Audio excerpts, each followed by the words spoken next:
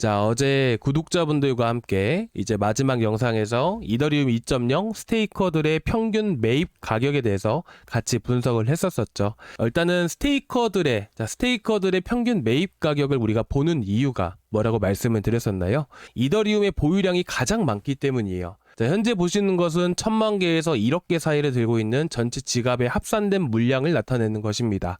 보시게 되시면 중간에 75.63M이라고 되어 있죠. 7563만 개예요. 이게 바로 스테이커들의 보유 물량이라는 것이죠. 제가 일단 말로만 말씀을 드렸지만 현재 보시다시피 이더리움 2.0 토탈 밸류 스테이커들이라고 되어 있잖아요. 이 전체 스테이커들이 보유하고 있는 물량들이 7563만 개라는 것을 정확하게 알 수가 있습니다. 이 7563만 개 정도면요, 전체 유통되고 있는 유통 물량의 47.26%나 되게 됩니다. 당연히 이들의 보유한 물량이 몇 퍼센트예요? 전체 유통 물량 중에서 50% 가까이 되게 되면 이 이더리움 가격 형성에 있어서 가장 큰 영향을 미칠 수밖에 없겠죠. 그래서 저희가 현재 스테이커들에 대한 평균 매입가를 본과 동시에 이더리움 가격에 또 가장 큰 영향력을 미치는 게 스테이커들의 물량인 만큼 바로 밸리데이터에 대한 물량들도 반드시 체크하고 보셔야 됩니다. 이 밸리데이터라는 것, 이제 저희 구독자분들은 하도 많이 들으셔서 잘 아시겠지만 처음 보고 계신 분들을 위해서 다시 한 번 더 간단하게만 말씀을 드리면요,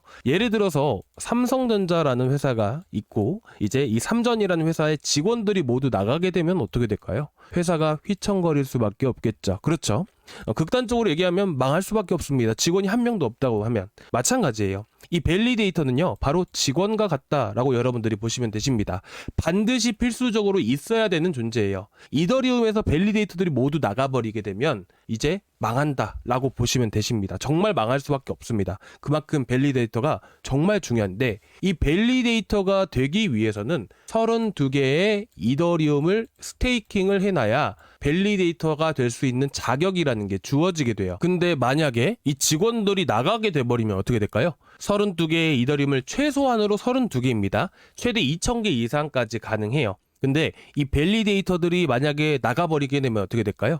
기존에 스테이킹을 해놨던 이더리움을 언스테이킹이 되겠죠. 쉽게 말해서 정리를 하겠죠. 그래서 우리가 이 밸리데이터 큐라고 해서 밸리데이터들에 대한 물량을 계속해서 체크해 나가는 겁니다.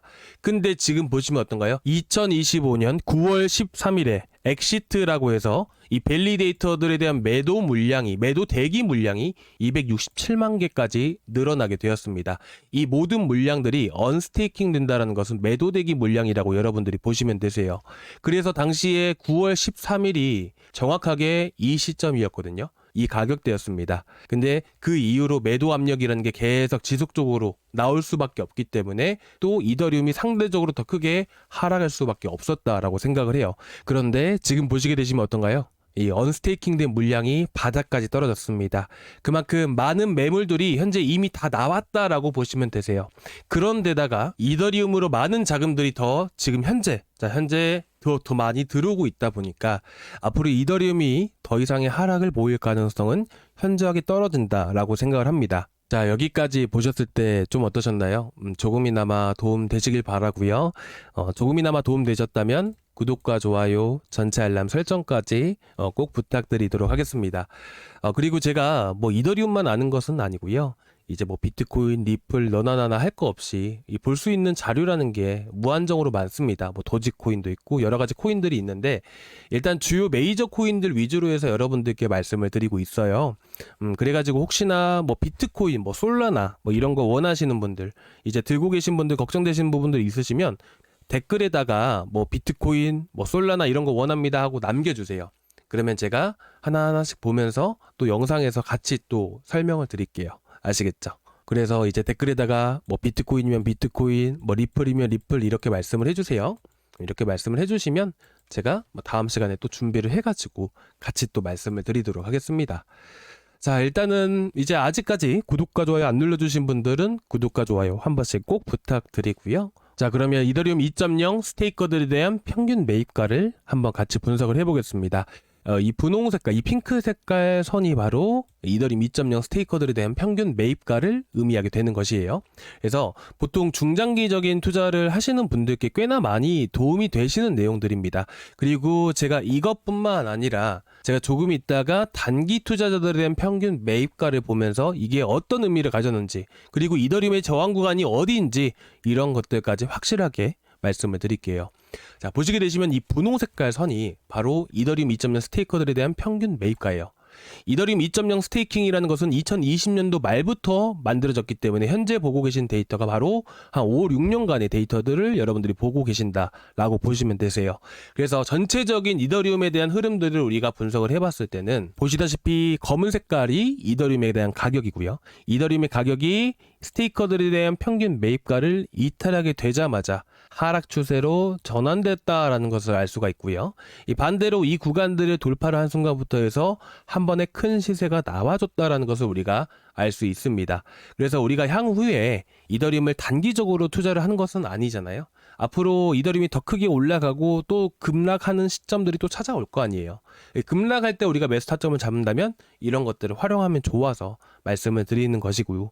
지금 보시게 되시면 어쨌든 이더리움 2.0의 이 평균 매입가라는 것은 결국에는 이 평균 매입가를 기준으로 해서 많은 매물대가 형성이 되어 있다라고 보시는 게 좋습니다. 이 매물대 결국에는 7,560만 개 정도 되는 물량이 어디에 포진되어 있다라고 보는 게 좋죠? 당연히 현 시점에서 과거의 흐름들을 보시게 되시면 2024년 9월달, 8월달 같은 경우에는 바로 이 바닥 구간에서 이 평균 매입가 구간에 매물대가 형성이 크게 되어 있다.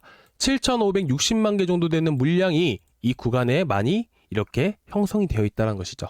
자, 그렇게 되면 어떻게 될까요? 돌파하면서 급등 나오게 되고 급락이 나온다 하더라도 스테이커들에 대한 매물이 이 구간에 형성되어 있기 때문에 당연히 강한 지지 구간이 될 수밖에 없겠죠. 그리고 마찬가지로 어떻게 됩니까? 이 구간을 만약에 이탈한다. 그랬을 때는 당연히 스테이커들도 이 손실이라는 것을 보기 때문에 이런 투매 물량이라는 게 나올 수밖에 없습니다. 그래서 이 구간을 반대로 이탈했을 때는 급락이 나올 수밖에 없는 것이고요. 그리고 마찬가지로 다시 한 번 더 재돌파한 순간부터는 또다시 급등하는 흐름들이 나오게 되죠. 이 구간의 가격이 얼마일까요? 이 구간의 가격이 바로 340만 원 정도가 되는 겁니다. 현재 형성되어 있는 박스권 하단 구간이 될 수가 있겠죠. 그래서 보시다시피 이 구간, 하단 구간을 살짝 이탈하면서 다시 한 번 더 돌파하자마자 그 다음부터 다시 한 번 더 강세를 보이게 되는 것이죠. 자, 이거를 아셨더라면 여러분들이 340만 원 구간에서 이렇게 매수를 하셨겠죠. 그러면 340만 원부터 680만 원대까지 또 엄청난 또 수익이 나셨을 거고요. 그래서 여러분들이 지금 당장에서 쓸모 있는 것은 아니지만서도 우리가 이제 길게 투자를 하고 있는 입장에서 이런 지표들을 알게 된다면 앞으로 흐름들을 우리가 어디서 투자를 해야 되는지 이 흐름들을 우리가 알 수가 있는 부분들이어서 오늘 말씀을 드린 거예요. 자, 그리고 제가 지금부터 더 중요한 말씀을 좀 드릴 건데 일단은 이 스테이커들에 대한 평균 매입가라는 것이 있듯이 비트코인도 있게 됩니다. 비트코인은 스테이킹 자체가 안 되잖아요. 그렇기 때문에 숏텀홀도 단기 투자자들에 대한 평균 매입가라는 게 존재하고요. 그리고 장기 투자자들에 대한 평균 매입가라는 게 존재하게 돼요. 이것도 마찬가지로 보는 방법은 똑같습니다. 아까 제가 이 평균 매입가 구간에 7,560만 개 물량이 걸려있기 때문에 돌파하고 나면 급등 나오고 돌파하고 나면 급등 나오게 되고 강한 지지 역할을 해준다 라고 말씀을 드렸잖아요. 현재 보시게 되시면 숏텀홀도 이 단기 투자자들에 대한 평균 매입가 기준으로 봤을 때도 우리가 매수 매도 타점을 이걸 통해서 또 알 수가 있습니다. 그래서 이탈하고 나서부터 재돌파하고 강하게 지지해주게 되면서 큰 시세를 보이게 되고요. 마찬가지로 11월 달에 2025년 11월 달에 이탈하게 됨으로써 그 다음부터 급락이 나와주고 있죠. 그러면 반대로 여기서 올라왔을 때 이 구간을 돌파하게 되면 어떻게 될까요? 다시 한 번 더 강세를 보일 수가 있겠죠. 하지만 이 구간은 많은 매물대가 있다라고 말씀드렸어요. 그만큼 강한 저항 역할을 해주게 되는 겁니다. 그래서 지금 보시면 1월 2일 기준으로 했을 때 99K 구간이면 현 시점에서 11% 정도 추가 상승 가능성이 매우 높다라는 것을 알 수가 있습니다. 그래서 이 구간을 우리가 한번 측정을 해봤을 때 대략 1억 4,800만 원에서 1억 5천만 원까지도 우리가 기대해 볼 수 있다라는 것이죠. 그래서 이 비트코인이 올라가게 되면 이더리움은 가만히 있나요? 아니죠. 이더리움도 같이 움직이게 됩니다. 그래서 이더리움 같은 경우도 현재 보시게 되시면 11% 최소한의 11% 10%만 우리가 측정을 해봐도 500만 원까지는 충분히 추가 상승 가능성이 매우 높다라고 볼 수가 있어요. 근데 아까 저희가 봤던 게 뭐예요? 숏텀홀도 단기 투자자예요. 이 단기 투자자의 기준은 뭐냐면 155일보다 낮은, 그러니까 155일 이하로 이런 투자를 했던 단기 투자들에 대한 평균 매입가를 의미하게 되는 것입니다. 근데 이게 한 5개월 정도 됐는데 이 센티멘트라는 사이트를 들어가 보시게 되시면 150일은 없고요. 180일. 보통 6개월이 단기 투자자라고 얘기를 하게 되는 것이거든요. 그래서 마찬가지로 이더리움도 단순하게 비트코인 흐름 보면서 말씀을 드리기보다는 좀 더 정확하게 말씀을 드리면 이렇습니다. 보시면 오른쪽에 마이너스 13%라고 되어 있죠. 마이너스 12.99%. 자, 이게 뭐냐면 현재 6개월간 매입해왔던 고래들, 세력들, 기관들에 대한 평균 매입가를 의미하게 되는 것이에요. 마찬가지로 이 구간에는 상당히 많은 매물들이 포진되어 있기 때문에 이 구간을 이탈하게 되었을 때는 투매가 나오게 되면서 급락이라는 게 나오게 됩니다. 그래서 수평선, 꿈틀거리는 빨간선, 이 빨간선의 교차 지점이 바로 이 가격대라는 것이에요. 그래서 이 가격대 이탈하자마자 급락이 나와줬다는 것이고요. 반대로 여기 보시게 되시면 마이너스 12.99%라고 되어 있잖아요. 그러면 현재가로부터 해서 플러스 한 14% 정도 측정을 해보게 되면 그 구간의 가격이 강한 저항 구간이라는 것을 알 수가 있죠. 그래서 지금 보시게 되시면 마이너스 13% 정도 대략 12% 계산해봤을 때 525만 원이라는 것을 정확하게 알 수가 있습니다. 그래서 이더리움은 현 위치에서 525만 원이 강한 저항 구간인 만큼 충분히 추가적인 반등 가능성이 높은 위치이고 525만 원까지는 일시적으로라도 다시 한번 더 강한 상승세를 보일 가능성이 매우 높다라고 저는 생각을 하고 있습니다. 자, 여기까지 해서 일단은 제가 이 지표를 설명을 드리면서 이제 어느 구간에 저항 구간이 형성되어 있는지까지 말씀을 드렸죠. 그래서 이더리움에 대한 전망, 이더리움이 과연 어디까지 움직일 수 있는지, 제가 혹시라도 오해하시는 분들이 계실까봐 여기까지 올랐다가 떨어진다라는 의미는 절대로 아니고요. 일단 현 시점에서 저항 구간이 바로 525만 원 구간이기 때문에 여기까지는 올라갈 수 있겠지만 이 구간 안에서 또 올라갈지 내려갈지는 제가 이때 가서 이 온체인 데이터들은 계속해서 변화를 하고 있기 때문에 이 데이터들을 가지고 다시 한 번 더 여러분들께 말씀을 드릴게요. 그래서 데이터가 또 올라갈 상방 압력이 또 강하구나 라고 하게 되었을 때는 또 올라갈 수가 있겠죠. 그래서 오해하지 마십시오. 525만 원까지 올라가고 떨어진다는 의미가 아닙니다. 여기까지는 올라갈 수 있지만 여기가 강한 저항 구간이구나 라고 여러분들께 말씀을 드리고 싶어서 말씀을 드린 거예요. 자, 그런데 이제 여기까지는 제가 전망에 대해서 말씀을 드리는데 이 개별적으로 얼마에 매수를 해야 되나요? 라고 해서 이제 매매 관점으로 많이들 궁금해 하세요. 근데 여러분들이 지금 얼마에 매수를 하셨는지 비중은 어떻게 되는지 이런 것들을 제가 알 수가 없잖아요. 그쵸? 사실 리스크라는 것도 어떻게 보면 블랙스완이라는 말이 있죠. 블랙스완이 뭐예요? 잠재적인 것이 아니라 갑작스럽게 나온 악재예요. 그러니까 이런 것들은 항상 존재를 합니다. 금융시장 안에서는. 그래서 제가 항상 말씀드리죠. 1 더하기 1은 2이지만 금융시장에서 1 더하기 1은 3이 될 수도 있고 4가 될 수도 있고 5가 될 수도 있습니다. 상황이라는 건 언제나 변해요. 그래서 우리는 항상 리스크라는 것을 생각을 하고 현금 비중을 항상 보유하고 관리를 해 나가야 됩니다. 비중 조절이 필수라는 것이에요. 근데 제가 전체적으로 봤을 때 여기서 매수하셔야 돼요. 이렇게 하는 것 자체가 말이 안 된다라고 말씀을 드리고 싶은 겁니다. 개별적으로 솔직히 볼 수밖에 없어요. 여러분들이 얼마나 비중을 들고 있는지 그 비중에 따라서 어떻게 대응을 해야 되는지까지 완전하게 달라지기 때문에 혹여나 들고 계신 분들 추가 매수에 대한 고려를 하고 계신 분들 같은 경우에는 구독자방을 같이 봐주셨으면 좋겠어요. 그래서 그리고 이제 제가 이 쇼터몰드와 관련된 지표들 있죠. 이건 무료로 볼 수 있는 부분들인데 제가 이 홈페이지까지 어차피 무료로 볼 수 있는 부분들이어서 이 사이트들은 제가 구독자방에다 같이 올려드릴 거니까 한번 비트코인도 투자를 하신 분들은 같이 체크하고 보시면 도움이 많이 되실 거라고 생각합니다. 그래서 지금 고정 댓글란 보시면 저희 구독자방 들어오시는 링크가 있습니다. 이 링크를 클릭을 하고 들어오시면 이 페이지가 나오게 되는데요. 이 페이지에서 실시간 소통방 입장 이거 하나만 눌러주세요. 자, 그러면 제가 구독자방 링크를 안녕하세요 코인아빠입니다 문자로 전달 드립니다 해서 구독자방 링크를 드릴 거예요. 그 링크를 타고 들어오시면 지금 보고 계시는 저희 구독자방에 바로 들어오실 수가 있고요.